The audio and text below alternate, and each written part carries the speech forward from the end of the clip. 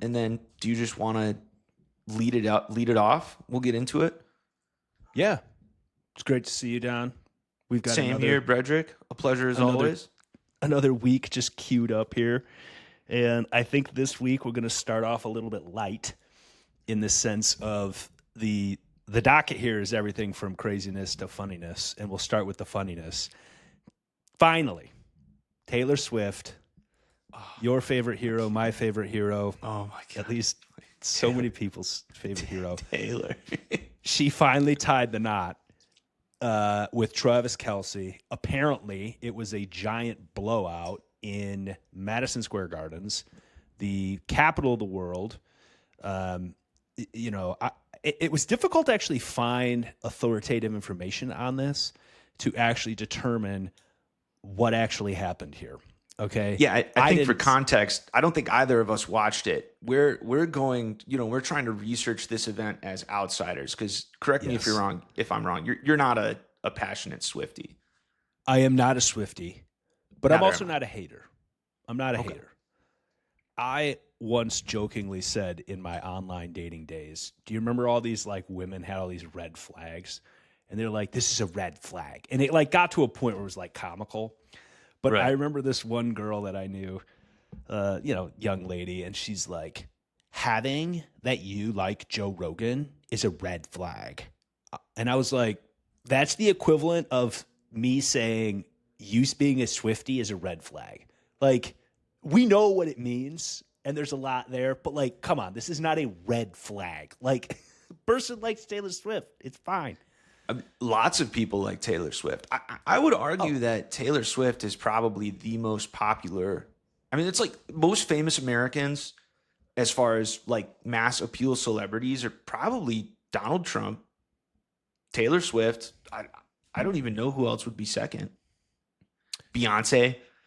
Taylor Swift and Beyonce locked in a mortal battle for second place of most famous American. That could be celebrity. True.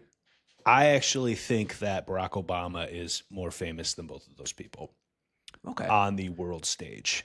But I will share with you an anecdote from a friend of ours of the show, Dr. Strangelove. And again, I don't like to share other people's stories, but this is a funny story.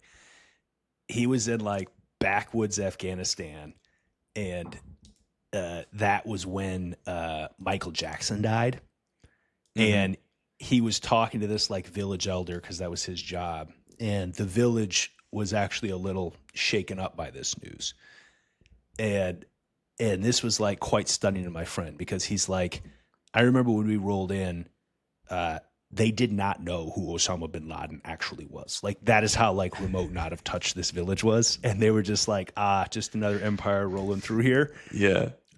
But they were very familiar with Mr. Jackson. And so I believe Michael Jackson may still be in that level.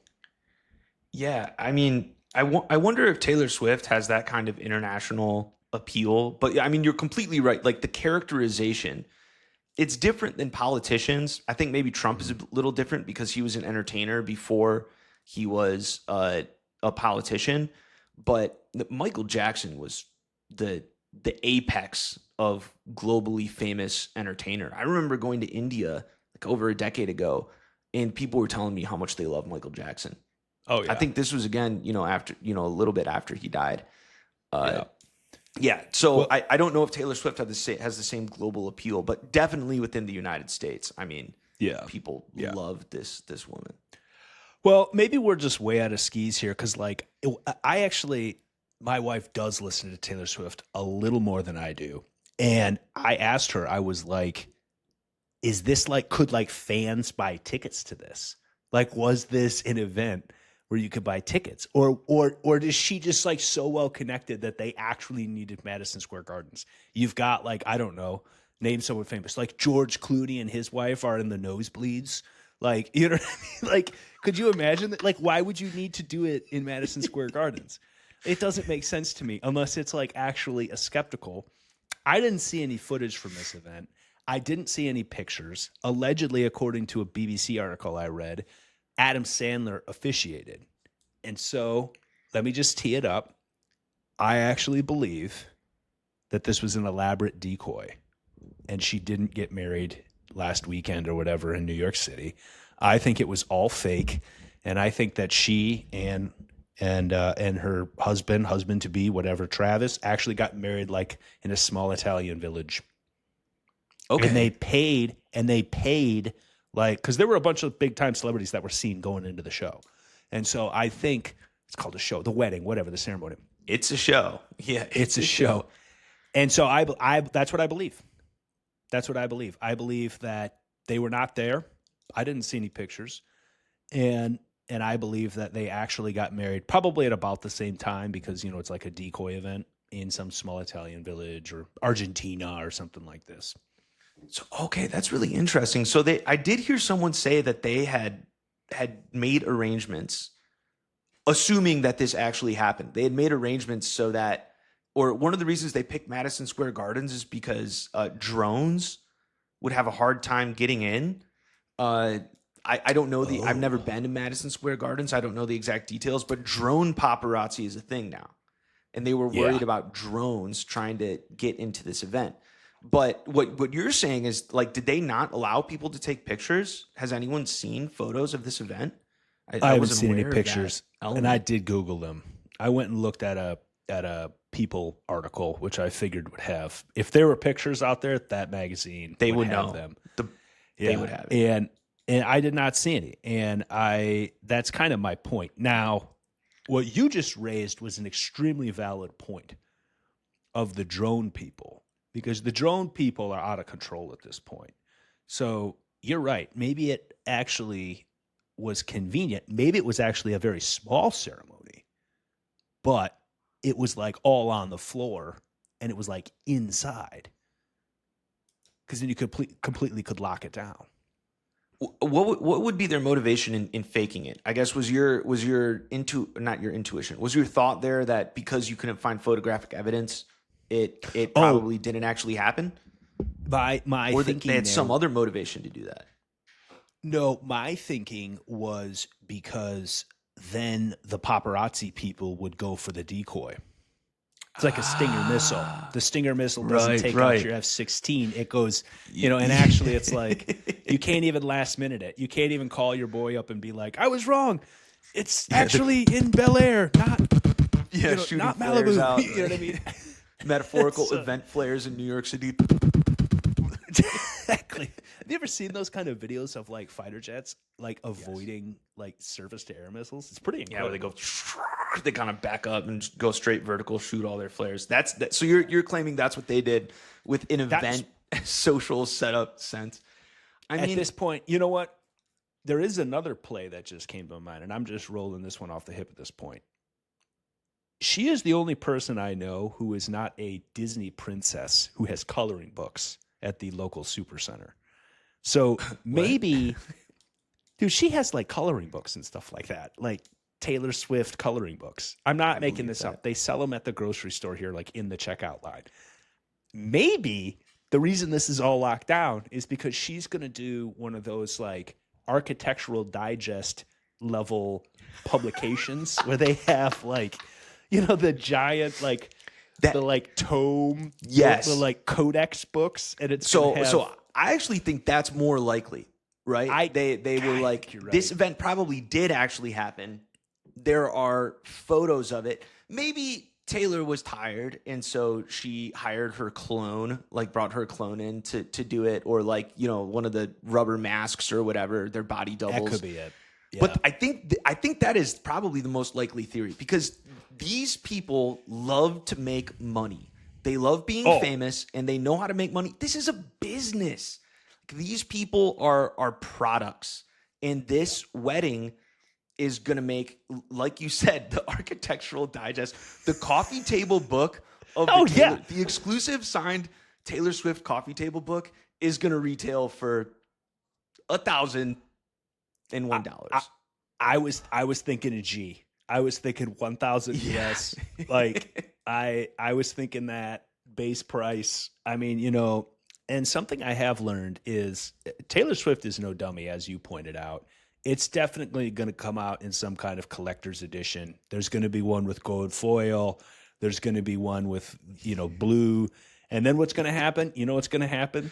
In 5 years, they're going to come out with another book that's like the backstage collection. And it's going to be like, yeah, exactly. You know what it is, dude. Well, I remember like I was listening. This is when I was dating my wife. And she's like, do you want to listen to some Taylor Swift? And I was like, sure. I actually like a lot of her music. I thought 1989 was an incredible album. I listened to it a lot, actually. I purchased 1989, which is good for something for me.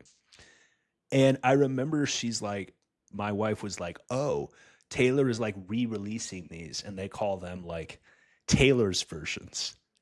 And I just like look at her and I just go and like not ironically, I'm like, what are you talking about? Like, as opposed to, you know, like her original album, like that wasn't Taylor's version.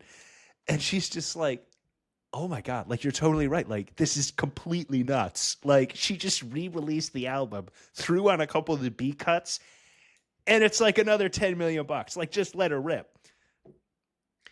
These people know how to make money. They have been honing this in. They know exactly what they're doing. And they also love attention. They love to make money. They love attention. They are mass media products. I guarantee you that this wedding was planned by a committee of like 20 experts. You know, Travis and Taylor were just sitting in this conference room, maybe even just like playing Candy Crush on their phones. And one of them is like, they have like, McKinsey is there, you know. McKinsey's like, based on Porter's 5 forces, strategic market, whatever. the burn rate of the attention capture of, they just, you know, are crunching the numbers, their projections. They're like, so out of these 5 venues, what would be like, this was a commercial endeavor, an industrial endeavor. But I think there's a bigger, a more important element at play than just money. Oh, okay. What is that element? Religion. Spirituality. Religion. Of the more pagan variety. Yeah, okay. So, rewind to classical antiquity. It was common for the Roman emperors, especially the more insane ones, to make claims of divinity. They're like, I want the people to worship me as a god, right? Nero, I think it was Nero, maybe it was Caligula. He was like, by the way, everyone, I'm Hercules, and I'm a god right now. And the Romans were like, oh, this is so gauche. You know, usually we only say that they're gods after they die. He's like, no, I'm not dead yet, but I'm already a living god. Nice. I think that is, there's a little bit of that in American celebrity culture, or maybe a lot of it, or maybe it's the exact same thing.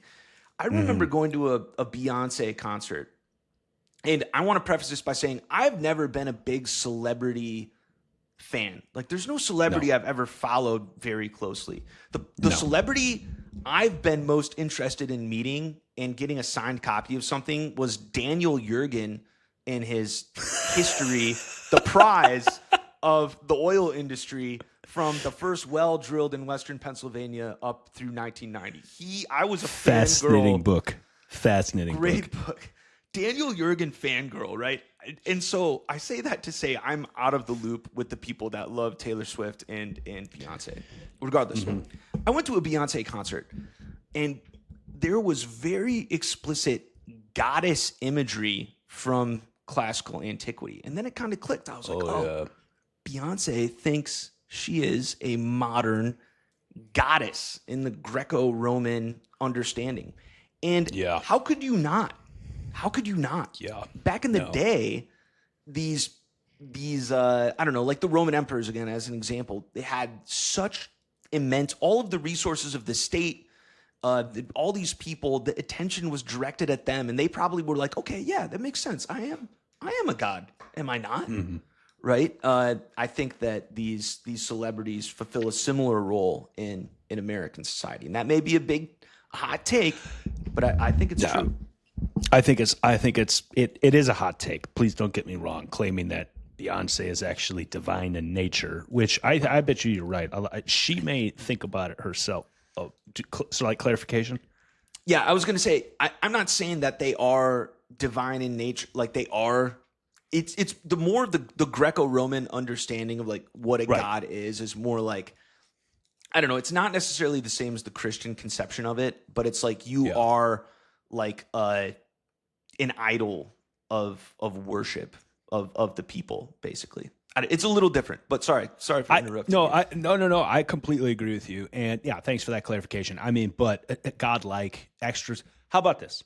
More than a human, more than just a normal person, more than just a normal person. I mean, there's no doubt about that. In some ways, they're definitely more than normal people. The question, though, is are they just like way out on the right side of the curve in some dimension that then catapults them into stardom? There's also this idea of, they just kind of got lucky. Some people are like, you're right time, right place kind of thing. Like, I actually have a buddy who met Ed Sheeran, something like that. It's Sheeran. I think it's Sheeran. Met him when he was an opener. And literally, they're at this show, walking out of a 1,000-seater arena. And that guy was the opener. And he walks over because he kind of felt bad because nobody was at his merch table and started talking to him. This was like circa 2011, right? And, and obviously that guy exploded. I mean, it's hard. I think he's a huge name, right? I mean, I think he's done a lot of collabs with Taylor Swift.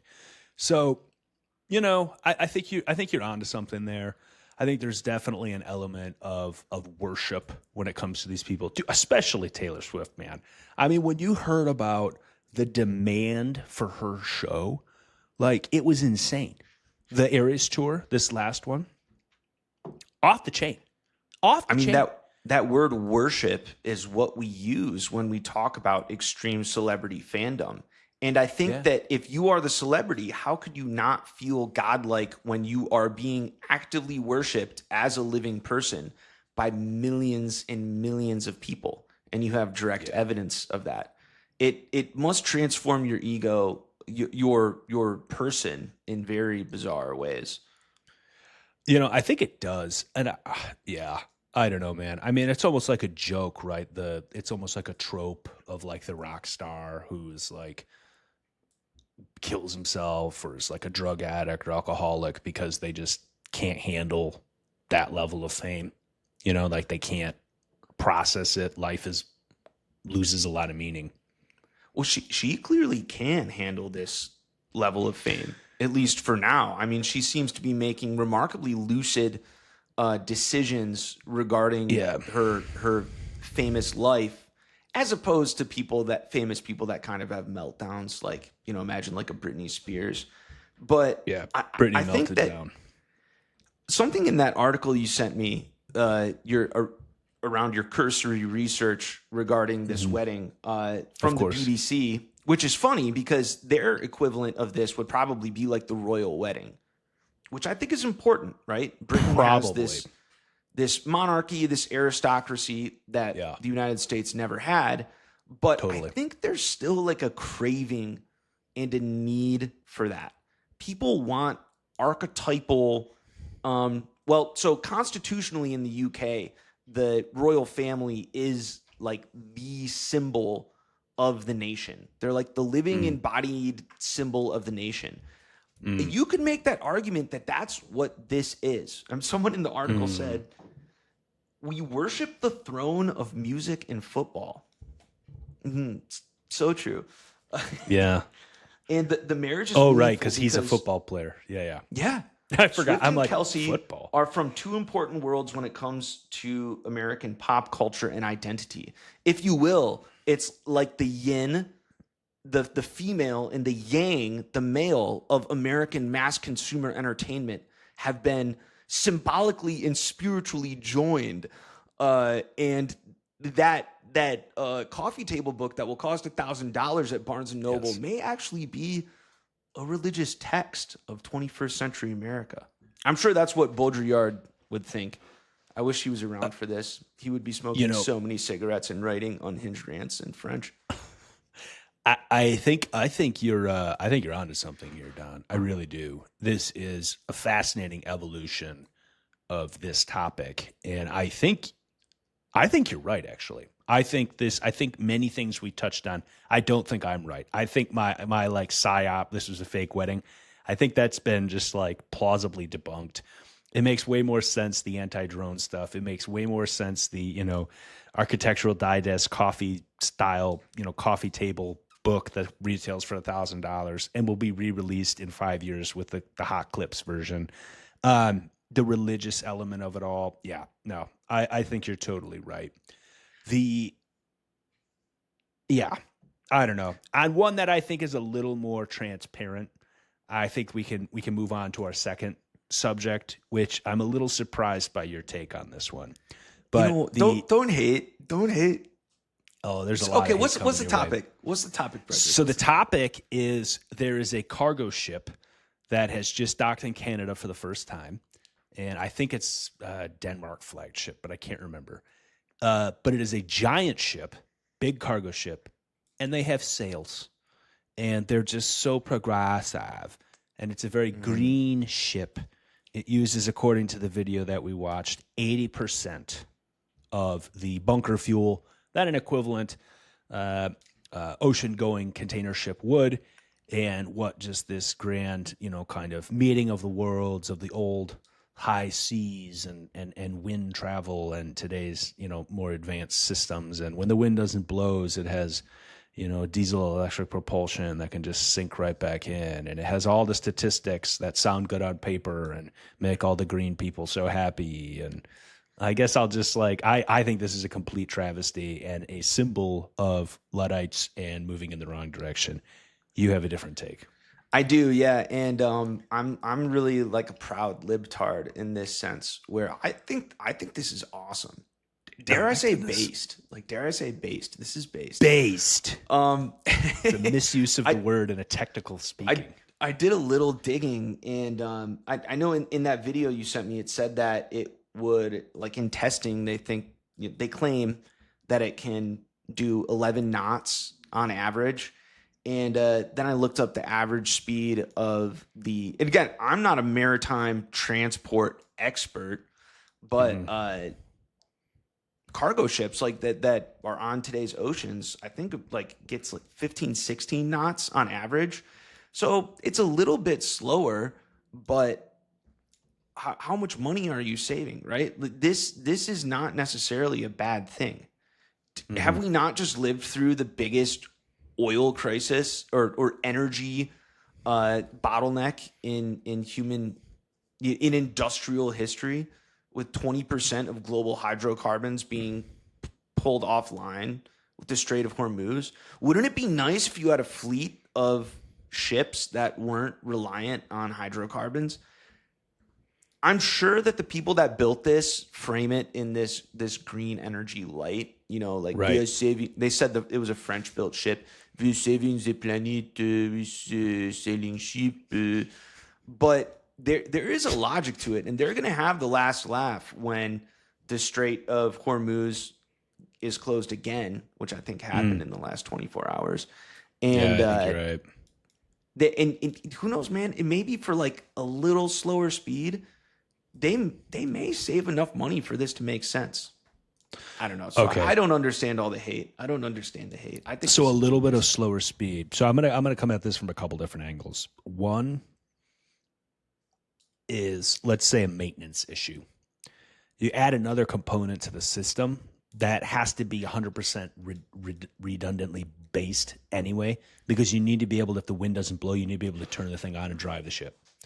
So all you've done from an engineering perspective is added a very large complexity to the system for allegedly 80% savings. I think those numbers are doctored, because I bet you that if you were to actually go to the sea trials, that was under ideal conditions, 100%, perfect conditions. But in reality, it's like the highway sticker car gas mileage thing that the DOT or EPA or whoever puts on there. It's nobody ever sees that in reality. I think that's my first point of rebuttal. So I acknowledge this could be bullshit. The numbers could be made up. A lot of numbers are made up, right? That is the most reasonable rebuttal to any claim of wondrous new technology. Yes, the numbers could definitely be fudged or made up. But I think that if you want to dig into engineering or engineering rationale, yes, there is a problem with added complexity, but there is also a benefit from redundancy. And this isn't it's an optimization problem that doesn't have a clear answer, because what do you want to optimize for? Sure. But I think, at least as far as transportation and energy goes, there is something to be said for redundancy. You can't rely completely on wind power for your energy grid, but you probably shouldn't rely solely on coal either, right? Maybe if all of your seagoing ships are diesel electric, you may have some issues if there's, for some reason, a sudden bottleneck in the supply of diesel. Yeah. I think what do you're you right. want to optimize for? I really appreciate that. I think there is a very strong case to be made for a kind of orthogonal redundancy, like you just said, right? Because it's like, I bet you in theory, yeah, this thing could leave port under, like, let's say it's no more like diesel or bunker fuel or whatever this thing runs, right? Let's say there is no more available at the port. It is probably a lot easier to get a towboat out of there, a tugboat pull, and then just sail. Even if you arrive 2, 3, 4 days late because the wind is less, you still get there, right? Versus modern day container ships, they're not going anywhere. They're stuck, right? So I will grant you that. Although I actually think that the redundancy should be built in a different direction. I don't think this is the way to go. In our discussions previously, we mentioned nuclear fuel, nuclear powered ships. This is the obvious choice. The obvious choice. And I that's agree where completely. Yeah. And so it's kind of like, I get it. Maybe you don't want to have a bunch of civilian vehicles, running around with nuclear power plants in them. I mean, there could be an argument for that. But the United States Navy has been running these boats for basically 50, 60, 70 years now, like at scale in absolutely incredible conditions. That being said, yeah. I mean, the French love nuclear. I mean, why doesn't the same company that built this should build a French nuclear cargo ship? And you know what? Yeah. They should build it so that you can pull it up anywhere and plug it into the electrical grid. That would be, if this is based, that would be mega based. And I can't speak French, but I call upon the French government and the French shipbuilding industry to create this thing. I think if they did that, the pod would give them great accolades. Oh, 100%. It'd be a standing ovation. I mean, Mr. Producer would stand up. You and I would both stand up we could even just do an entire episode of us just standing and clapping.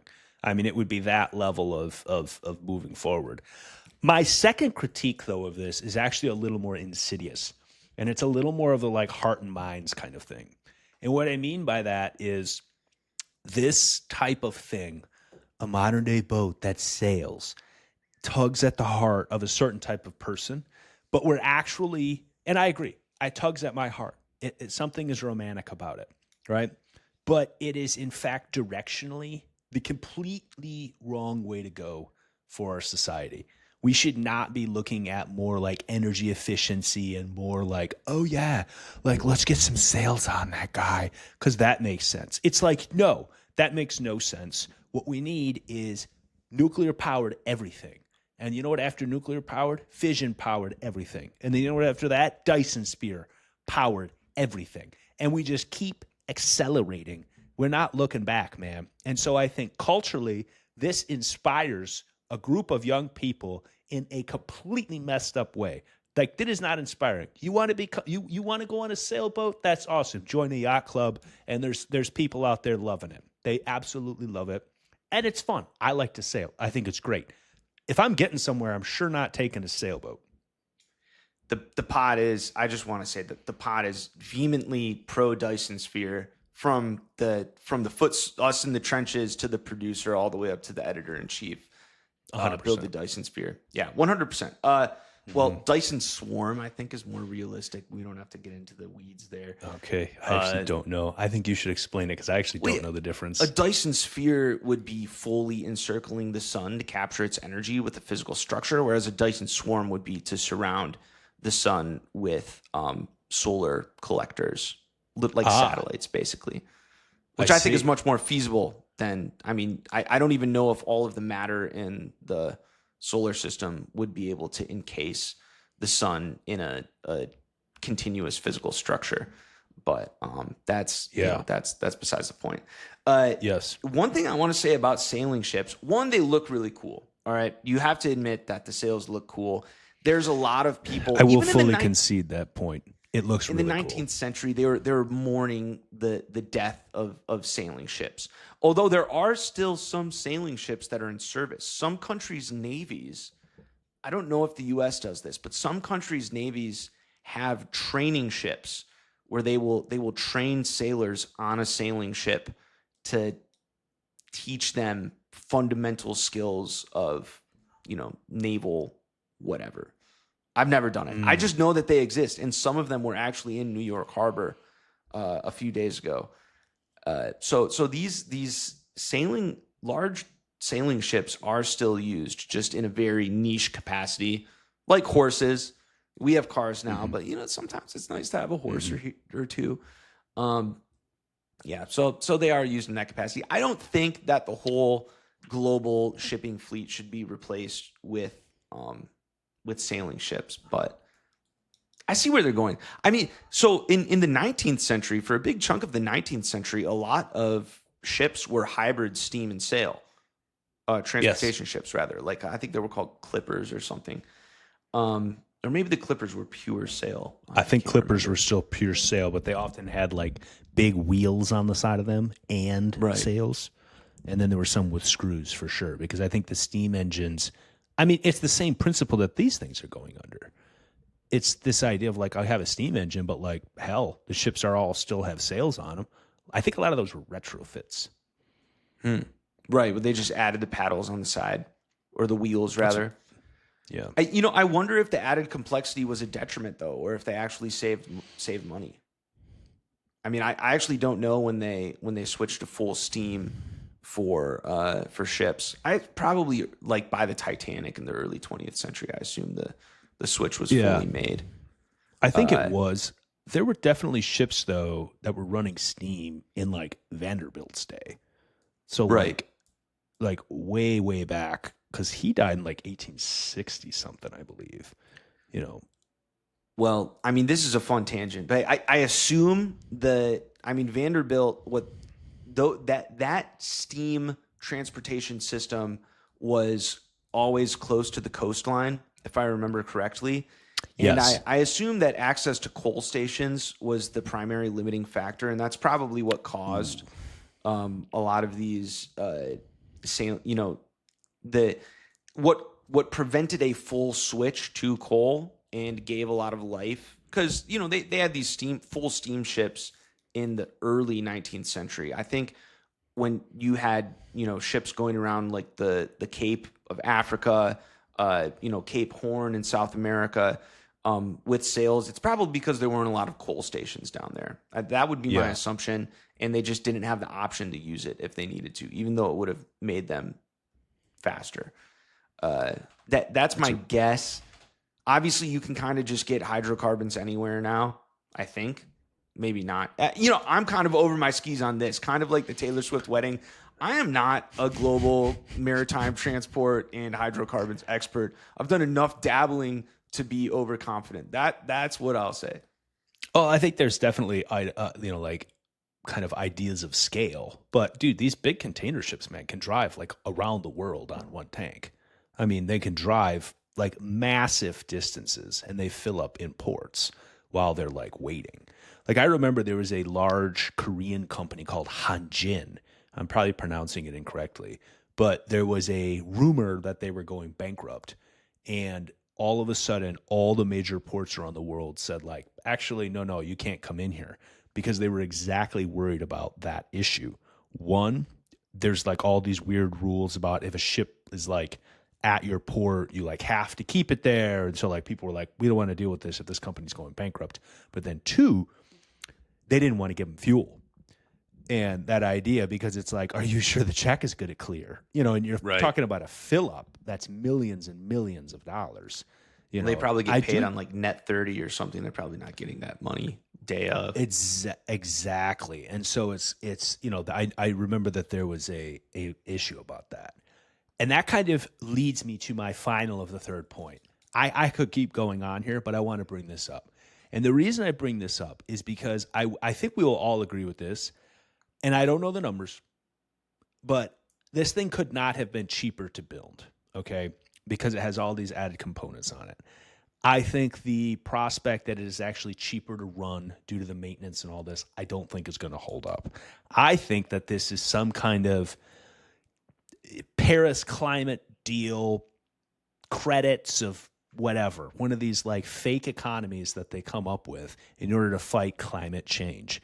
And I think that is my final and probably my most vehement objection to all this, is because the climate change stuff, while obviously real, is clearly not following the curves that everybody said it would. It was going to blow up the whole world. We'd already be all gone if we listened to Al Gore in that movie. So I have a problem with this because I think that this is probably not the most efficient utilization of our resources as a culture and society to have a sailing ship around. And the reason I would say this is because everybody migrated to bunker fuel, and that was kind of the best class. And if it were now a better argument without some kind of subsidy, which a subsidy is really the government just saying, we have a better idea than the market can handle, which sometimes makes sense. But I don't think this is one of them. And so I think that this is actually a case of theft is a very strong word, but taxes, when they are used for things that are like pet projects instead of things that are actually sound uses of money, that's when taxes start to become theft. And so I think that this is probably at its base level some kind of theft going on from whatever people are subsidizing this silly thing. The French. Yeah. Well, good thing it's the French and not us. Yeah, there may be some more employment opportunities for French sail engineers. But I think that's totally plausible that this is, this was a manufactured demand. I still think it's cool. And the sail engineers need jobs, man. Like we got to make jobs for the sail engineers. Dude, but yeah. it would have been better. I don't disagree with you, Don. Nuclear engineers and then made nuclear cargo ships, which we agree on. Yeah. I want to be very clear with you though, because I think you raise a very good point, and I even want to come to your aid here, okay? Because I think there actually could be a aesthetics argument for the sails, because I agree with you. It does look like really cool. It looks very like, whoa, like what's going on there? And maybe it's just the novelty factor, but like there is something aspiring when you're like, yeah, we built this like, I don't know what, 100-meter tall mast, and it's got these huge sails, and it's probably got like a robot that controls the sails, I bet you. There's something for stuff that just looks cool. There's an element of that. Well, and who knows if it really takes off, and if we have even more severe hydrocarbon shortages, they can just hire Korean shipyards to make a ton of them for really cheap, right? That's a great idea. And so then the French will have all the sail engineers, the Koreans will make all the hulls, and boom, there you go. International diplomacy, man. No American tax dollars spent. Because I don't even think we have any container ships anyways. Our shipyards can't build anything. So is this really a U.S. problem? I don't know. I don't think so, man. But all right. What's our next topic, Don? Yeah, our next topic is disambiguating Democratic Socialist from Democrat. And this is a big topic, so yes, maybe we should constrain it a bit. I believe this was inspired by something you sent me regarding Mamdani, the new mayor of New York, who identifies as a Democratic Socialist, the same party identification as Bernie Sanders. And during his election, I know there was a lot of media discourse saying that it was impossible for him to win. He wins. There was more media discourse about him and the president, Donald Trump, having kind of cordial relations. There's a lot going on here, but I think we can dissect this a lot of different ways, however you want to. But there is some meaningful things to be learned from disambiguating democratic socialist from Democrat. And with that, I yield the floor to you, Mr. Brederick. Yeah, yes, I think he might be just a pure socialist. I don't know if he calls himself a democratic socialist, does he? So yeah, in the United States, like AOC, Bernie Sanders, Mamdani identify as democratic socialists, which I believe that identification. I'm not a socialism expert, but I've tried to verse myself in there's like as many socialists as there are Christian denominations in the United States. It's a very diverse movement, but they really want to distance themselves from like the Stalinists. Like the Soviet Union, which was not democratic, or like the CCP. So democratic socialist insinuates socialism with I guess, what's the right word? With the mandate of the electorate. Yeah. So that I is guess my best understanding of it. I guess what I would say is, what's the difference between these guys and Stalin or them? And the reason I'll say that is because one of the things that actually makes kind of modern liberal democracies actually kind of special is this notion of a constitution. And it's the idea to try to strike a balance between individual rights and those so-called will of the people, because it's been a very common failure mode that the majority will oppress the minority. So then when you have something like the Bill of Rights in the United States Constitution, that explicitly kind of protects the individual or the minority, right? I know somebody's going to jump all over us on a history lesson. Oh, it's all this, that, and the other. I'm talking about right now in today's situation. And I'm also talking about it in a kind of an idealized sense, right? So the idea now that just because you have a majority of 51%, you get to then tell everybody, hey, this is how we're going to completely redistribute all of the wealth of this society, I think is wrong morally. And therefore, I do not see, I'm it's a spectrum. Like, I get it. I'm not saying they're running these mass killing camps like Stalin was, but I don't actually see a very large difference. I don't want to support a lot of the lifestyles and behaviors of people around me. And if we start to go into a socialist country, that's exactly what we will do. I already support too much with the old people. You want us to jump in? I think you already live in a socialist country, Brederick. And I think it's actually the uncomfortable truth this is a hot take, so feel free to contest it. I think the uncomfortable truth is that both the Republicans and the Democrats in the United States, leaving out democratic socialists, are broadly on board with socialist aspects of society. With, Social Security probably being the best example, where you have it is completely politically infeasible for a Republican-led government to make any changes to Social Security. And that would very much upset their right-wing identifying older electorate. And the reason I bring that up is because I think that these terms, socialist, communist, capitalist, these are terms with a lot of inertia from when they were initially coined. And in that time, they've gone through all sorts of contortions to the point where the terms themselves are kind of reductive to the point of not even being properly explanatory.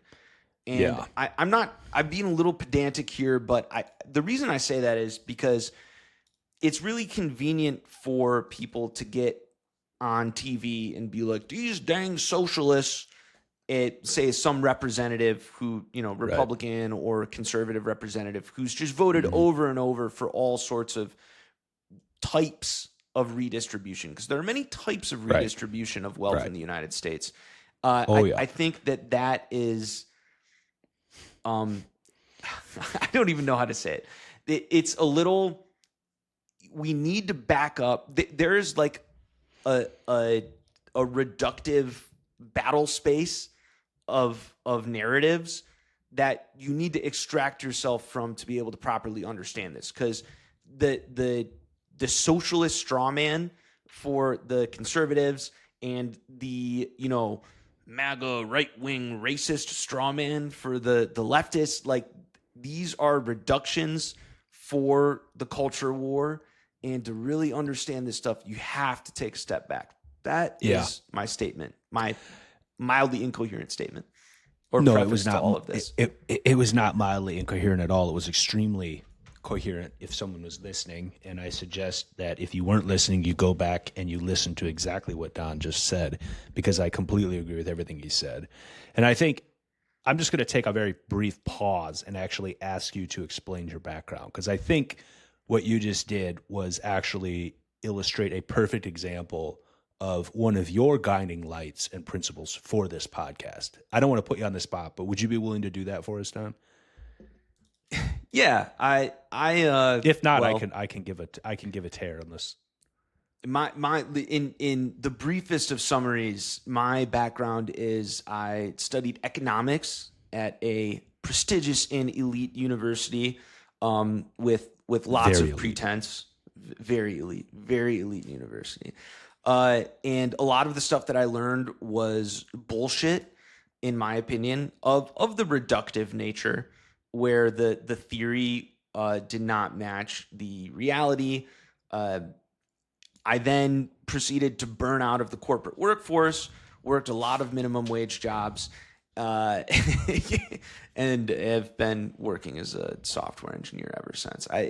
I've read, but since that initial experience in my economics education, where the theory and the terms did not map well to reality, it spurred this curiosity in me regarding terms that were used to understand things, or concepts, conceptual vocabulary, all of that is limited and prevents full understanding. So I've done a lot of reading, especially of history, to try to create like an understanding of the world more involved in like case studies. My study of history has been primarily motivated by accumulating case studies to match against the present and to understand the present. There is also a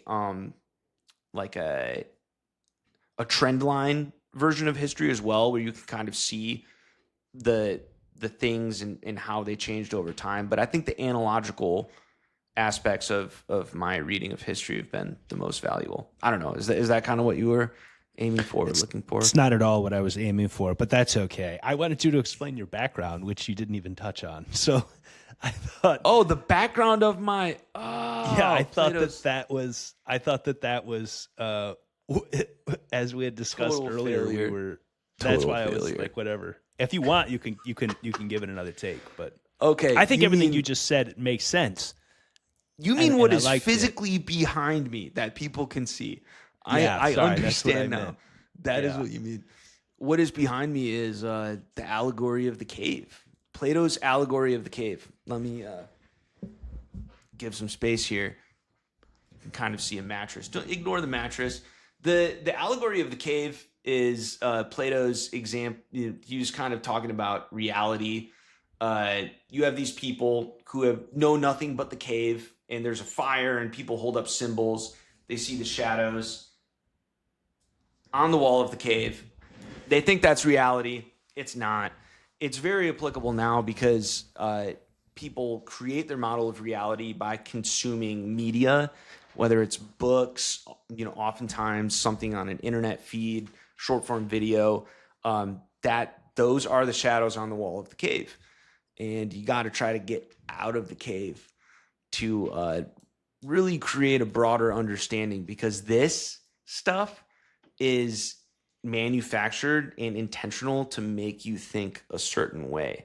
And that is relevant to our earlier discussion, because the way the terms socialist and capitalist and conservative, the way all of these terms are used is in a way to get the population to get in certain categories and lines and sides of the culture war to fight with each other. I don't think many of these terms are used in a way that promote true broad understanding. There we go. That's what you meant, right? By background. Nailed it, man. That's exactly Perfect. what I was hoping you were going to say, because I know that's basically your vision and your mission, at least one of the core pillars. And I agree with you, and that is why I also agree with you that a lot of these terms for this Mamdani, I'm pronouncing his name incorrectly. I'm almost certain, but I'm not. So like, hi, mom. Don, Don, E, Mamdani. Mamdani. Yeah. Okay, thank you. So Gotcha. that is actually something I try to do. I've worked with many international people, not that he's international, but I've worked with many international people and many people of different cultures and backgrounds. And like getting somebody's name right is actually kind of a pretty important thing for respect, in my opinion. Mm-hmm. So thank you. So Mamdani. Okay. I don't think it matters what he identifies with. I don't care what he wants to call himself. I don't care what he likes to do on his videos. All I care about is the actual policies that he does and the change in the cultural zeitgeist or the milieu of the people around him that he inflicts. I don't think he is a positive force for the country. I think he propagates a victim-based culture and a culture of these issues are solved by government intervention on rent control, or these issues are solved by more money to schools, or these issues are solved by a whole number of his solutions. I have often said, very broadly speaking, people on the left are much better at identifying the issues than people on the right, particularly around justice. But their solutions are almost invariably incorrect. Almost invariably. I mean, take it, for example, rent control. The fact that you think that that's going to be a long-term solution just indicates you have no idea of supply and demand, and you have no idea of second-order effect incentives. And I'm sure we'll go into that all someday, unless you want to go into it right now, Don. I can give a very high-level overview of why it's a disaster, but it picks winners and losers. Throw out your take on rent control, because I do have some thoughts on it. Yeah, sure. So let's just take that as one. Let me finish my broader point, and then we'll come right back to rent control. So I agree with you. Like, it's not that he's like a socialist per se or whatever, but like, take for example rent control. I think it's the wrong solution, and I think it validates these feelings that sometimes people and even myself have had from time to time of, oh, it's not fair, and oh, it's just because the government is against me and this, that, and the other. And all we have to do is change the government and change the law, and all this will just get fixed. And it's actually like much broader than that. And actually the solutions are often much simpler than that. Like, okay, for housing, for example, this is a classic supply and demand type problem. This has been well studied. And basically it's this simple, is if there are more people that want to live in an area than there are houses, it's going to cause the price of that housing to go up.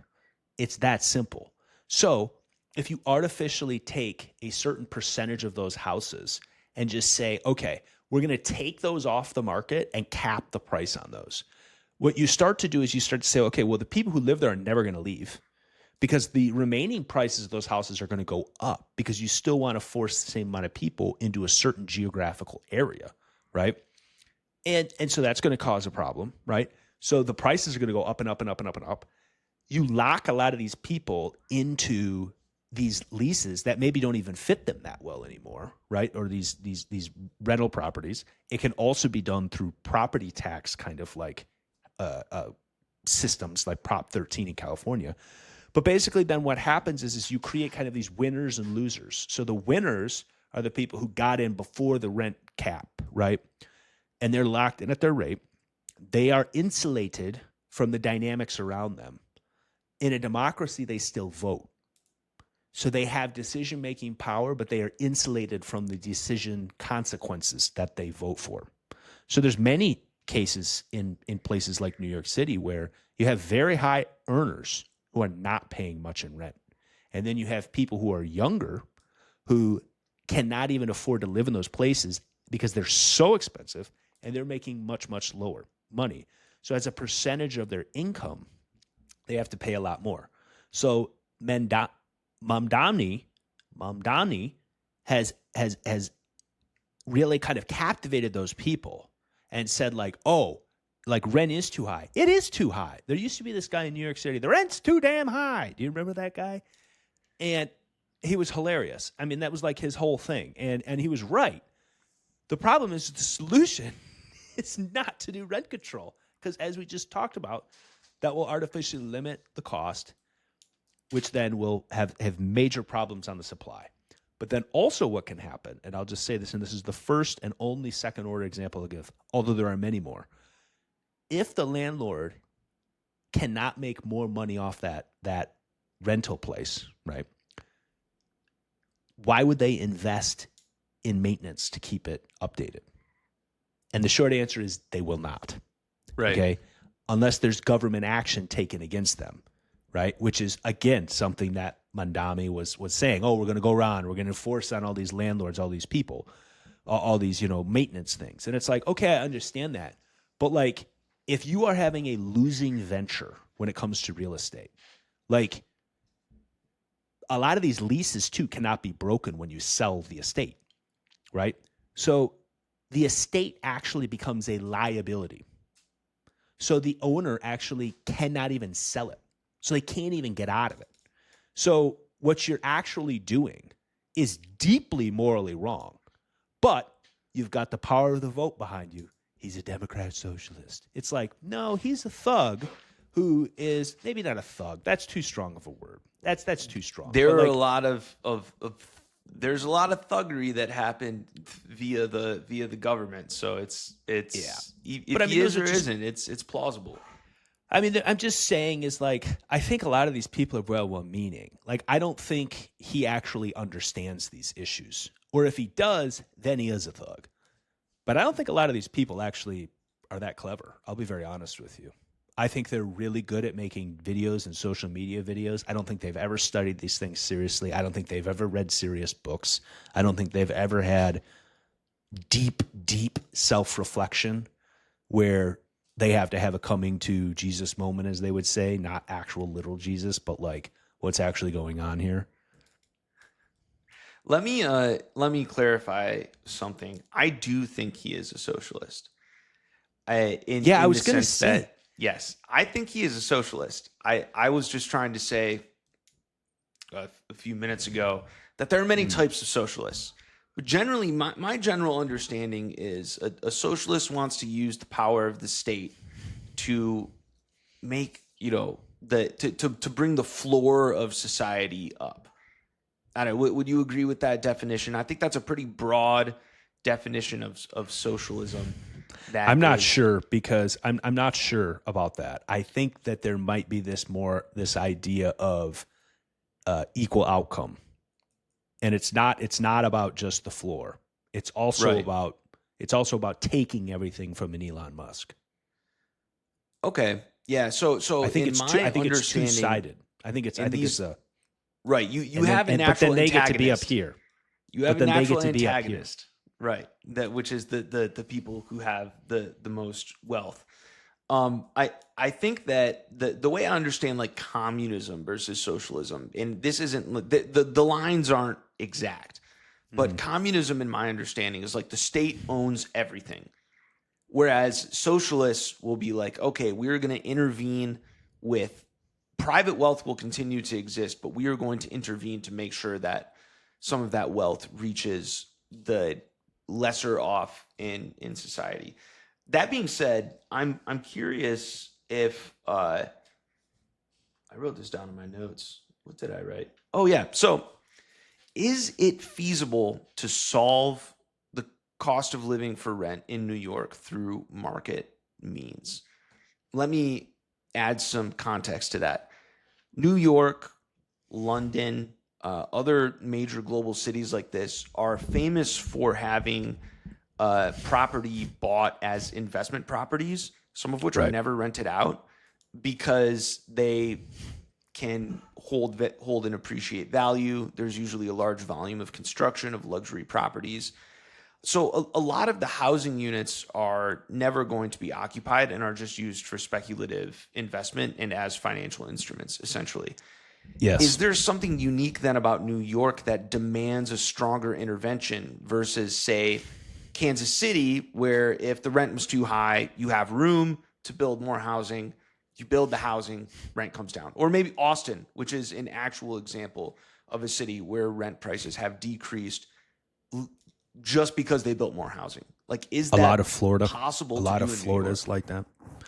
A lot of Florida's like that as well. They've had a recent real estate quote unquote crash. It's not a crash, but like they didn't see nearly the way that a lot of these places in other parts of the country saw, like, 2xing of the real estate, 30, 40, 50% increases over the last basically 3 to 4 to 5 years. No. I am not an expert on New York City and the surrounding areas, but I will say this. You can definitely build more things there. They are not like built out.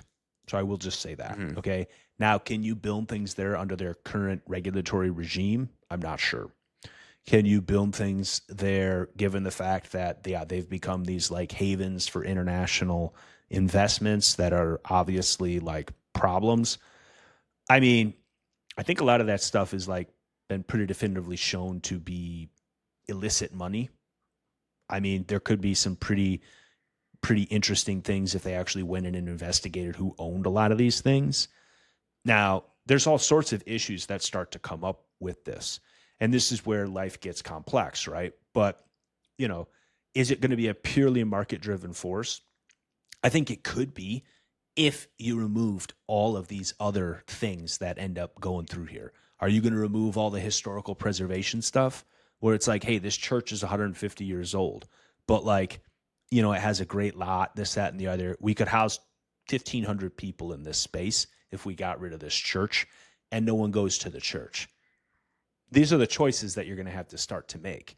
Okay, do we want to, build buildings that are not as energy efficient because they take more time to build, they take more resources to build. We're just trying to like put people up. If you look at Singapore, I know I'm a Singapore fanboy, but 80%, something like that, of all the housing is owned by the government. But they have actually a system there that makes sense, so the people are incentivized to take care of their stuff. I think coming up with solutions is actually very hard. So I'm not trying to say that the solutions are easy, but chopping down a wrong solution that's being put forth is actually pretty easy. And all that these people are doing right now are proposing bad solutions. So yeah, this actually made me think of something I jotted down, which I just call the car engine analogy. I think that in the United States, the for whatever reason, people want to go all market or all state. They're like, well, all the answers need to come from the market. No, all the answers need to come from the state. Like, we need to pass laws. No, we need private market to figure it out. When you look at a car engine, you don't have two types of engines, like an engine that's efficient and an engine that's fast. You can actually, by adjusting the smaller elements of components of an engine and design parameters, you can reach different balances of efficient and fast, right? Mm-hmm. Or I'm sure there's other things you can optimize for, but those are two examples that I could think of. There are not just two types of car engines. There are many, many types of car engines. And actually, each car engine, through the optimizations that are made, are kind of unique. Economies are like that. If you go through the world, every economy and every economic regime is defined by a unique combination of interactions between the state and the market. And either one cannot exist in a vacuum. The market can't exist without the state because contracts need to be enforced. Correct. The market without the state is just warlordism. It's just transactions under warlordism. Yeah, which is bad for everyone. Yes. The state without the market is just Soviet Gazplan. Yes, which is bad for everyone. Bad for everyone. It sucks. Yeah. And so that is why every economic system in the world is some kind of negotiated balance between the state and the market. I think about Teddy Roosevelt quite a bit. and the trust-busting crusade of Teddy Roosevelt. The reason I think about that is because I think a lot of businesses I think this example helps break out of this reductive capitalist socialist binary that's so often used in American political discourse. Was Teddy Roosevelt a socialist? Was he a capitalist? What Teddy Roosevelt was trying to accomplish, this is my understanding of it, is he believed that a free market needed competition, and the trusts that were busted in the trust busting was making capitalism better because it was making the market more competitive, right? Is that capitalist or is it communist, right? That's reductive. It is fine-tuning the engine of your economy to make it perform in a way that is more beneficial for you. The reason I say all of that is someone like Mamdani probably doesn't want to get rid of a market economy. They just want to rebuild the engine in a way that is more advantageous for their goals, which is, I'm sure in the political messaging is to make New York more affordable for low-income people, which there are a lot of who are under immense pressure. So I don't know the man's heart, but I am not sure I agree with you anymore with a lot of these democratic socialists and socialists. I'm not sure I agree with you. I don't think they just want to rebuild these engines. I think they fundamentally see the world very differently. And I don't think they want prosperity. I really don't. I think it goes back to the sailing cargo ship. If you were to actually present them with a solution that involved actually solving the problem, but they personally became irrelevant, they wouldn't support it. No way.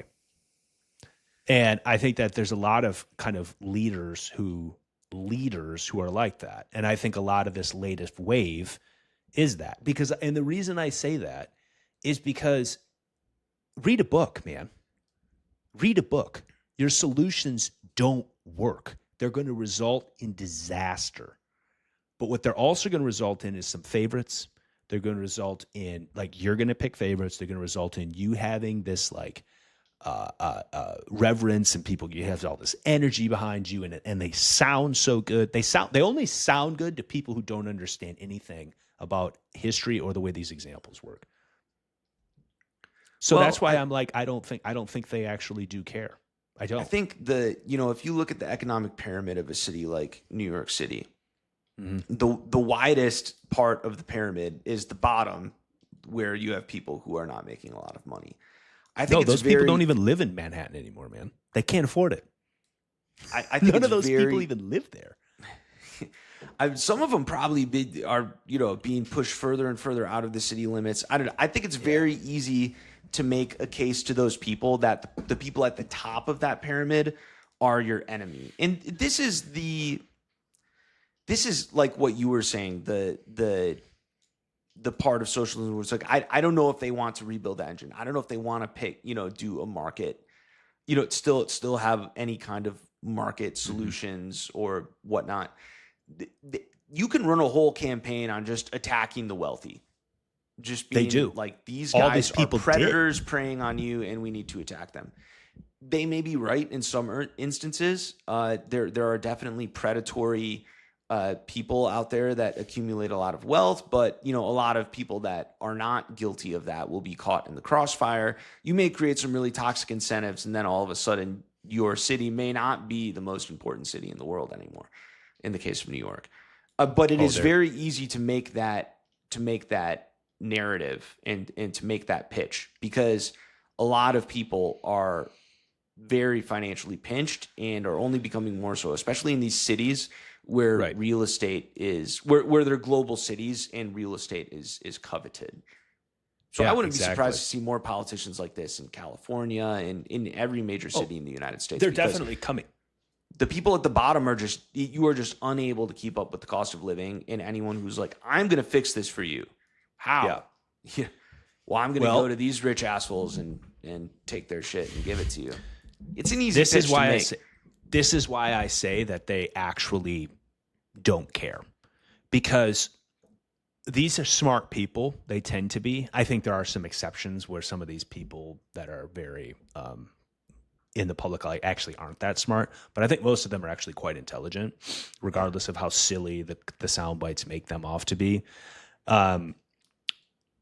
And so I just really believe that they cannot care if they're not looking into this at a deeper level.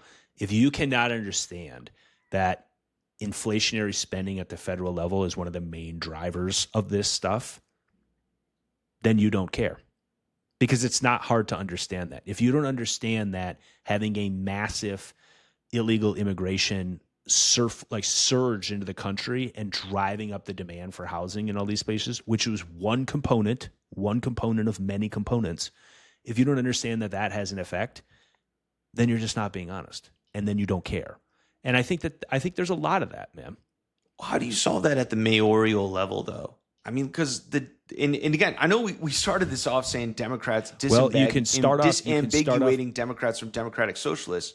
We haven't even talked about that disambiguation yet. You can start by stopping all this rhetoric of any type of federal immigration enforcement is based in race and all that. Those guys have all been saying that. I've seen this guy say stuff like that before. We need to stop ICE. Like, we are a sanctuary city, those kind of things. That's an example of what you cannot do. You can say, hey, if you're here illegally in New York City, like, we are going to be cooperating with the enforcement agencies, and we're going to be beginning to remove you. And we're going to be taking this on a case-by-case basis, and we're going to figure this out. But we're going to start doing that. And the problem, though, is there's so much psyop going on at the national level that has somehow become a racist or anti-American position, which is complete anathema to me. It makes no sense to me how we can do that. It's like, if you really want to run a socialist country, I'm almost even I could be convinced of that. But like, then we also need to figure out, like, we can't be having people paid not to work. We can't we can't do that. We cannot have. I know these people personally. I don't want to get into it, but just like I know many people who in my family and extended family of mine who have no interest in working. They're getting certain benefits from the government. They are of a sufficient enough nature that that life is fine. Like, we can't have able-bodied men in their mid to late 20s not giving a shit and not going to get jobs, like, and then live in a socialist country. But that's, I think, inevitably what's going to happen with a lot of these policies. Yeah, like, you and I have both gone periods without work, and it is depressing. It's demoralizing.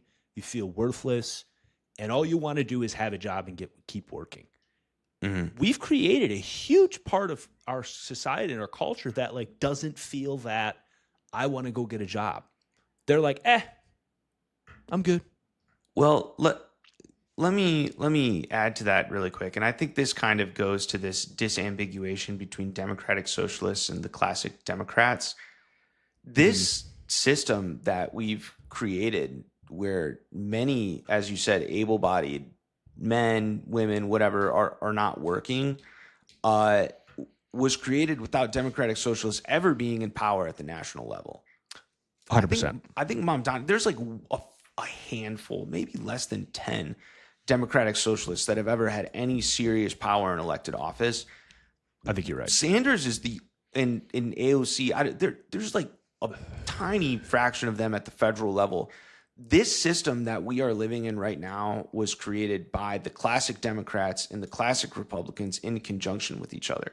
And there are, like, conservative coded ways to become a welfare queen, if you will, right? 100%. You're 100% file for disability. You can fly the biggest MAGA flag you want in front of your house and live off disability and Social Security checks. And you know what I mean? So there's crazy. a big disconnect between the mainstream political narratives and how things are actually working. Like, there's a lot of people that will vote Republican that benefit from welfare, and there's a lot of people that vote Democrat that, you know, are really would benefit from, say, like less regulation that would allow housing to be built and would maybe allow them to actually live in the Bay, right? Say if they work there and need to commute like 2 hours to work or whatnot. Yeah. Maybe the final thing I'll just quickly say on this segment before we move on, and I just completely agree with you, and I think that that's something interesting that I think we hope to talk to on this podcast a lot, because it's like a great example is just Social Security. I mean, all these Republicans will want it, and they'll say it's their money, but it's not, because they're all like, why is it going to go bankrupt in 2, 3, 4, 5 years, whatever they say? It's like, because it's not. It's stealing from the younger generation. And if people were really honest and the Republicans were actually like, yeah, we want to go back to like less government, they would have an opt-out option where the younger generation could just opt out. They'd be like, yeah, I don't want to play that game. Yeah. Don't sign me up. I won't collect the checks, but I won't pay the taxes. So exactly. And so, yeah.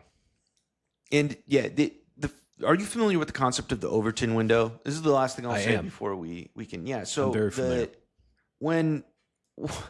When Social Security was being coined in the Great Depression by Roosevelt, there were a lot of people like Prescott Bush, George W.'s grandfather, who wanted to coup the government because they're like, this is socialism. It was, right? It was socialism, but it became part of the American social contract.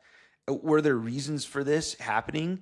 Yes. Like poverty, the poverty of the Great Depression meant that there were not just everyone, but old folks who couldn't work anymore, who were literally just starving to death. Yeah. And they were like, okay, well, in a polite society, we need a way for this to not happen. And the Overton window has shifted where that socialist idea is not even considered socialist by most conservatives who would, who hear whoever screaming about socialism on Fox News. Right. The Overton window, it shifts, man. That's what the Overton window does. And so yesterday's socialism is today's, American right. Like birthright of classic conservative American. Yeah. Well, I think the external factors have changed as well. So, for example, I believe the average age expectancy when Social Security was first passed was actually below the recipient age. I believe it was 62. Yeah, it's a lot higher. That is 65, right? True. And there is something quite different in the sense of, like you said, the Overton window has shifted in terms of what is Social Security. It was literally, like you said, to prevent seniors from starving to death or living in abject squalor to a level that was like quite reprehensible and repulsive to most Americans, rightfully. It did not mean what it means today, where seniors who have 3, 4, 5 homes are still collecting full benefits and getting free gym memberships in many situations and getting these completely outrageous benefits that we just can't afford. And it's also not meant for people who have, I'll just say it, I guess, fake disabilities. There's a lot of people with fake disabilities. And I think that kind of speaks to the culture of what's shifted. That, what do people consider to be proper? What is right and wrong with working and all these things? We've just gotten soft, man. All this stuff, we've gotten soft. I just thought about something. One of these episodes, we're going to have to talk about corporate socialism, because corporate persons get a little socialist love as well. But we got to get rid of all this stuff. But that goes back to the ship. That's a subsidy from the government. That's a ship socialism. The French government, man, I you don't have to worry about U.S. them. dollars found their way in that ship. You can't tell me some U.S. even if you didn't. Okay, this is the level that like I kind of think about the way that capital flows and the way that force and power and influence flow. The only reason France and a lot of these countries can afford to do all that is because basically the United States foots their security bills. Oh, and we also foot a lot of their medical bills when it comes to like research and development for a lot of these advanced treatments. So, they have more money to play around with sailing cargo ships. You know what I mean? So, there's many ways to look at this at many different analyses. Mm-hmm. Mm-hmm. Well, yeah, we could just obviously go a lot deeper on this topic, but I would say in summary, these terms are not what they necessarily say they are, and it's worth digging into, like, what is a Democrat, what is a democratic socialist, what is a Republican, because what you say and how you act, there can be a bit of a mismatch, and I think they're all a lot more similar than they actually say they are. Anyways, 100%. 100%. Moving on, I think the last item we had here was Fable 5 and Alex Karp, recent happenings in AI, which we both work with very closely, for better or worse. Yes. Did you watch his full unhinged interview? I did, and unhinged is the right word. It was hard to track, hard to follow. Mm-hmm. And I believe you made a quite damning accusation, and I would just want to give you the floor, because I think you might be right. Yeah, I think he is by far the worst business executive, if not the worst person, period, as far as like a communicator goes, that I've ever seen on television. Yes. I mean, I watched Elon Musk say, "Go fuck yourself," live on CNBC, and he is a way better communicator than this guy. He's constantly interrupting anyone trying to ask him a question. His thoughts were greatly lacking coherence. Yes. He needs someone to try to coach him in how to speak. Although you said this may be part of the plan. They're like, we want him to speak like this on CNBC. I have heard that before from people who are somewhat maybe more informed on this, that's actually part of a persona that is kind of intentionally designed to appear the way it does. I don't know, man.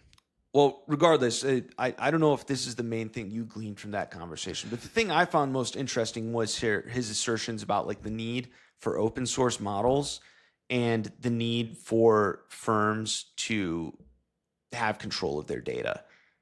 And what I mean by that is, like, Anthropic and OpenAI are not consuming or having access to all of the data that you're using these LLMs on. I think that was my most important takeaway. I think that was conversation. I think that was one of the main takeaways. I think there was also kind of this idea of how, like even this idea of like, what do you even own? And so like this idea of like, okay, the government. So the reason we started talking about Fable 5 was a handful of weeks ago, the federal government basically just came in and said like, hey, this is so hot to handle. You can't even run this at all. Shut it down. Just shut it down. And okay, well, there's like workflows that have already been spun up that are allowed like this is a critical part of them. So, okay, if you've already at the fast-paced business level that the United States and most of the modern economy is running at, and you have these kind of like switch offs, like that switch off can very quickly become more of a like not black swan, because you could see it coming, but like it becomes more of a liability than the benefits of the savings of these newer technologies. So if you are in fact like going to be using AI in this way, like you need to have like an AI supply chain, and it needs to be like dialed in, and it needs to be fully secure from power outlet through hardware, through models, through inference, applications, all the way up into your traditional stacks of data that you might have somewhere. Because these companies are not forthcoming. They are run by very dubious people. They are being regulated in ways that are not at all clear, and everyone's just shooting from the hip, So I think that was another takeaway, if that makes sense.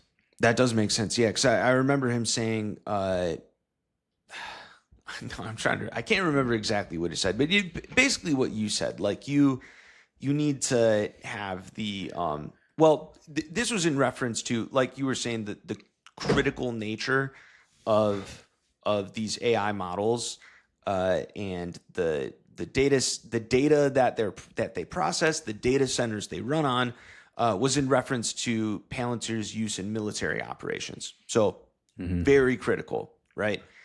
I agree with him, honestly.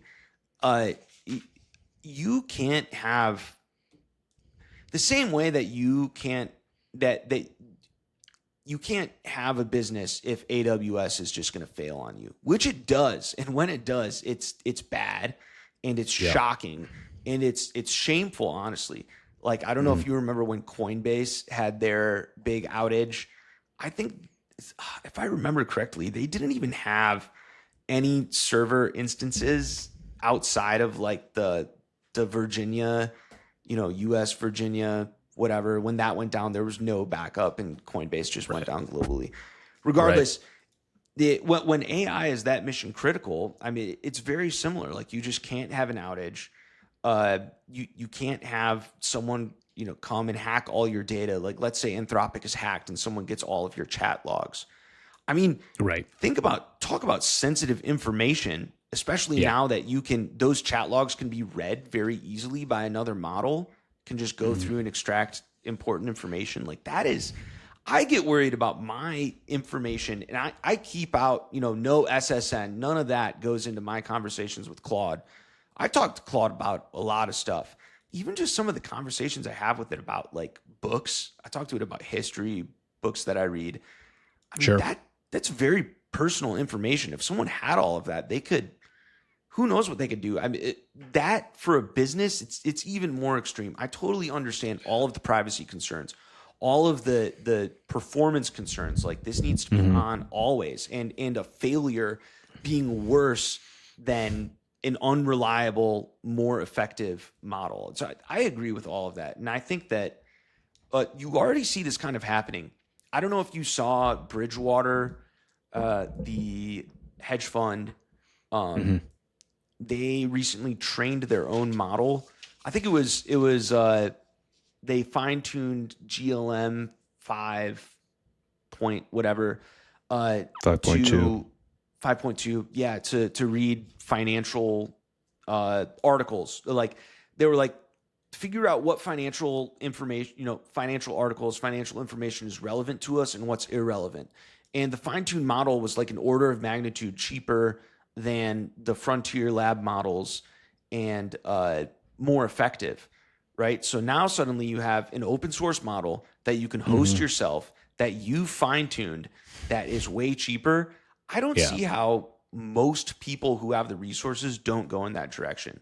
I mean, it just seems like the obvious way to go.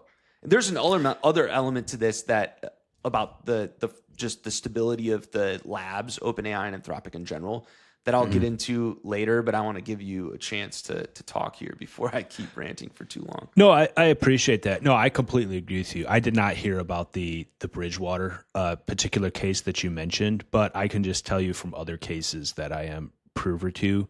Yeah, I mean, there's definitely some advantages there. Now, the question is are those better than still the most latest edition of Claude? Claude Fable 5 or whatever running, or, ChatGPT 5.6. Like, I don't know. Is there always going to be a case for bleeding edge models?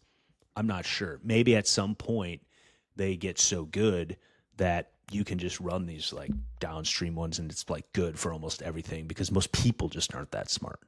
Do you know what I mean? But I don't know. I'm not sure where it actually goes when it comes to these models long-term wise, architecturally. There's just some fundamental limits. And I think a lot of these like benchmarks that they keep talking about, how they actually keep getting smarter and smarter and smarter, I'm not actually sure that's true in a lot of ways. So I guess I would just say that. I think my comments on this are like all more on the government overreach and yet again another market intervention that's like winners and losers. So I could go down that road, but I think the government end and the model capability end are intertwined, because there is a situation where the models get so good at something. The claim with Mythos was discovering cybersecurity vulnerabilities that they need some kind of controls. That makes sense to me. That rationale makes sense to me.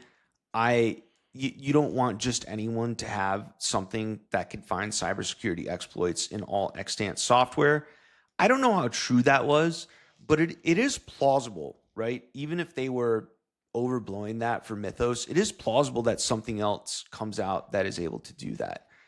my operating assumption with AI right now is that even though LLMs may reach a plateau in capability, I think that we're going to end up with some hybrid architectures that some of which may yield drastically increased performance.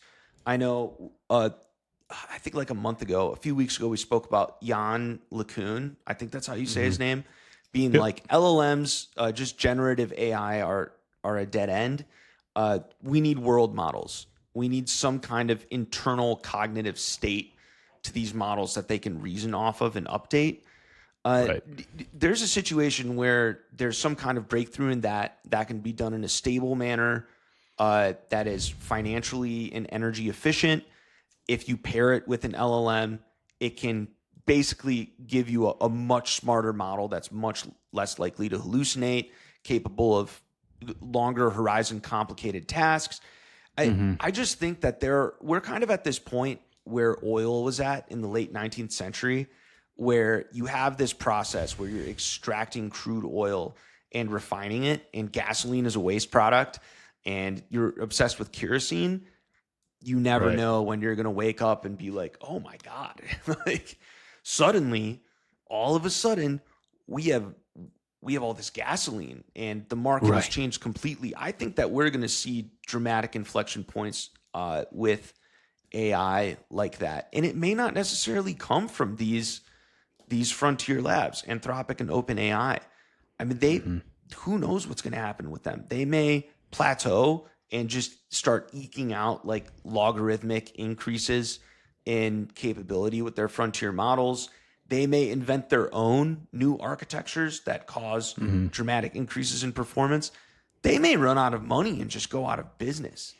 Yeah. I have no idea. This is a very hard thing to predict, but I understand that the government is not wrong, in my opinion, in thinking that there's potential for bad things to happen if some of these models get into the wrong hands. A little rambling. Those are some of my. Oh, it's all good, man. I have thoughts. I'm reaching the end of my rope. I'm a little tired, so I'm not as fiery as I was maybe at the beginning of our show. But honestly, I agree with you. But here's where I have a problem with, and this is kind of what I mean, where it's like they're selectively allowing certain people to use these models and certain people not. And I read Anthropic's little post where they're like, Fable 5 is back, and like they're like, well, we work with our partners, including Google and Amazon and Facebook and blah blah blah blah, Microsoft, blah blah blah. And it's like, oh, so all the big guys are the only ones that you're letting use these things anyway. I wonder if it had anything to do with the fact that you're just trying to secure their place in the market by only allowing the latest models to be run there. It's like, if I'm a startup of all American citizens with PhDs and we're working there, can we get on the front short list? No. Like, right. Okay. Like, Anthropic specifically writing in their terms of service that you can't use it to train models and all that stuff, and they're going to shadow ban you and all that. Like, that's just where I come to this point of like, all right, well, if the government's going to do this, then like, just be more clear about it. Just be like, hey, this is weapons grade stuff. But the problem is there's no way you can actually contain this because it's out of the bag. It's out of the bag. I mean, you can't, how are you going to contain the training of matrices? It's not happening, man. Too many smart people, too many people in China, too much computer hardware, too easy to assume and assemble, too many open source models out there you can fine tune. It's out of the bag. Yeah. And to your point, something that seems plausible, like, oh yeah, the models are dangerous, can be used as cover for a classic picking winners and losers. 100%. Being like, oh, shake your hand, you shake my hand. Like, we're going to keep all of these competitors off of your back. Because one of the what's the right word? One of the implications to me of rapidly improving models is that smaller companies can eat a lot of market away from these big tech companies and can compete with them very head on with the extra chooch from these models. And that definitely freaks them out. They probably are in a situation where they're like, we don't want small companies being able to compete with us head on? No. Yeah. So that's a little shitty of them. Yeah, but at the same time, man, I mean, these things are just like, okay, ripping out a full stack app that can do some things is not the same thing as building Google's backend, man. Like Claude, I don't care what any of these tools are, man. It is just eons away from building Cloudflare. I just don't care. I don't care if it passes every one of those little benchmarks at 100%. Like there is just a level that like it is not doing that right now. I'm not even saying that you could one shot building Cloudflare, you know, build Claude, build Cloudflare, make no mistakes, you know, come back 24 hours later. Basically. What I'm saying that's is what just they're like, saying though. That's the messaging. I'm saying more that like a small team with those resources could like intentionally and realistically build a product that could compete with a lot of these SaaS companies. With I think that has happened. With like a dozen employees versus hundreds of employees, right? Dude, that's more of my claim. I have someone I'm working with right now who we are completely just rewriting our whole HR tool internally. Completely. Exactly. Ground up, self-hosted. All the other stuff's gone. We're sick of paying the SaaS people. Get out of here. Your software isn't even that good. So we're just completely rolling our own. And it is engineer of one. Oh, and by the way, I have like 3 other major projects. It's So that difference is real. And if there's a step change in effectiveness from one of these models, they may want to keep that out of the hands of the wider public that could nip at their heels. A little bit. I think that that's it. But I'm prone to conspiracy theory, though, too. I was claiming earlier in the episode that I didn't think Taylor Swift got married. So, I mean, take what I say with a grain of salt.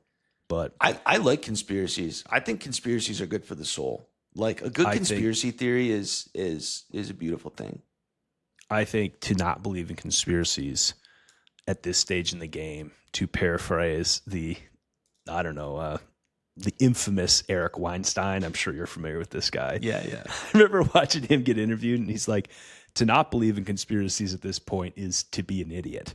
And it's like if you know anything about history, you just know that there must be conspiracies going on right now. Conspiracies are fundamental. It's just how power works. People get together behind the scenes. They sort something out. They try to execute on it. So if you're not out there speculating what possible extant conspiracies there are, I'm sorry, man. Like you're not going to make it. You're cooked. You're not going to make it. You're not going to make it, man. And you're not wrong. And that's really the sad part of it. And being anti-conspiracy theory, that word has gotten a bad rap. But you know, it used to be kind of fun. You know, it used to be aliens. You know, and then unfortunately, a bunch of crazy people got in on it, and then you obviously had your classic, your racist, your anti-Semite conspiracy, but you used to have fun ones. You know, you used to be able to say like, we never went to the moon, even though there's a lot of solid evidence that we did. But you know, it was kind of fun. It was, yeah. I missed the fun conspiracies. Yeah, the moon one was good. Yeah. It was like Discovery Channel in the 90s. That was peak conspiracy funness. You know? Yeah. Ancient aliens. On the History Channel. Yeah, they'd have 1 hour specials and like, you know, you're there 12 years old and you're just like, I remember, I'll never forget this. I like run into the kitchen. I'm like a little kid. And I'm like, Dad, have you ever heard of spontaneous combustion? And my dad's like, what?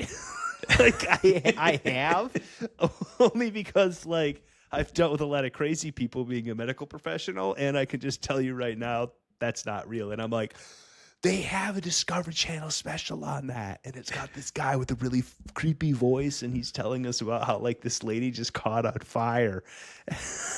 It's like, wait, what? Dude, you are such a veteran of the psychic wars. Your episteme, you've just been under like epistemological assault from day one, man. That's brutal. That's so brutal. It is, you know, but you know, that's part of why we're doing the pod, is to try to just, it's like, dude, you know what movie I just rewatched last week? What? Was The Matrix. The Matrix, the original, number one. And it was a good movie. It was really good. It holds up. It's all there. It's great. Even the special effects are pretty good. Yeah, I mean, it's great to look at movies, just, you know, pieces of media that have become even more relevant as time has gone on. That's when you know the people were cooking when they made it. Like they were really. Was it the Wachowski brothers? I think were the guys that made that one. Wachowski, I think they're sisters now. They're both trans. They both oh, seriously, to become women. Yeah, that's incredible. I did not know that. Okay, they're you go. Interesting folks. Yeah. You got to be having a different worldview to be making a movie like that. Believe me, you don't. Yeah. You don't grow up in your standard cookie cutter mold and come up with that movie. Okay, no, I'm sorry, and I mean that as a compliment. It's no, you're not going to do that. Yeah. Well, maybe I should go rewatch it. Are you? You think this is a good spot to call it? I think so. You have been listening to the Don and Brederick program. We're trying out a few different things. We're still in our exploratory stage, so thank you so much. I would like to just say, like us, follow us, subscribe us, send us feedback. Send Don your love mail. Send Brederick your hate mail. But as I say, only if it's real hate. None of this bullshit Russian hacker hate fake real hate. I want real hate. Like you are just floored to the metal. Yeah, you wrote the hate letter with the pencil in your fist like this. Exactly. And had to like resharpen it when you broke the tip off at least 2 times. Yeah. When you There's wrote the tears letter. in the paper. Yeah, that's exactly. Send that to him. I want the calligraphy. I want the calligraphy with little hearts on it and stuff. That's Dearest for me. Don, I am the most biggest, loveliest fan of you. But yes, thank you so much. Stick with us, and we are going to continue to be producing content regularly, and we look forward to next week. Bye-bye. Have a wonderful night.